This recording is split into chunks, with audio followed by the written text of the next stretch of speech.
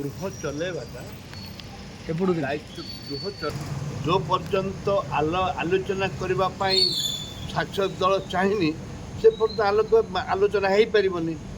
ଶାସକ ଦଳ ଚାହିଁଲେ ତ ଆଲୋଚନା ହେବ, ଆଉ ଶାସକ ଦଳ ଚାହିଁବନି ଆଲୋଚନା ହେବନି। କଥା କେଉଁଠି ରହିଛି?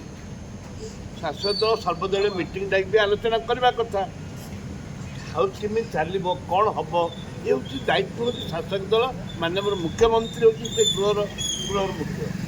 ତାଙ୍କ ଯେ ଚିଫ୍ ଅଛନ୍ତି ସିଏ ଯଦି ଚଲେଇବା ପାଇଁ ଇଚ୍ଛା କରିବେନି, ଆଉ ତାହେଲେ ଅପୋଜିସନ୍ କାହିଁକି?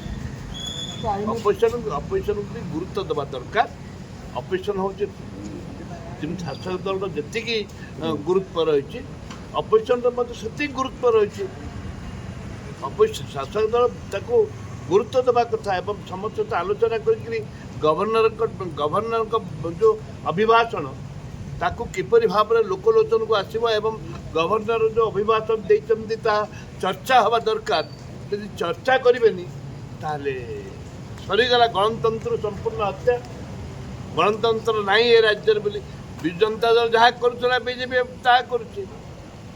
ବିଜୁ ଜନତା ଦଳ ଯାହା କରୁଥିଲା ବର୍ତ୍ତମାନ ବିଜେପି ତାହା ଫଲୋ କରୁଛି। ଗୃହକୁ ଶାସକ ଦଳ ଗୃହକୁ ଚଲେଇ ଦେଉନାହାନ୍ତି। ଆପଣ ଦେଖୁଥିବେ କେମିତି ଚାଲିଛି ଗୃହ। ଦୀର୍ଘ 2 ଦିନ ହେଲା ଲକ୍ଷ ଲକ୍ଷ ଟଙ୍କା ଖର୍ଚ୍ଚ ହେଉଛି, ଗୃହ ଚାଲୁନି।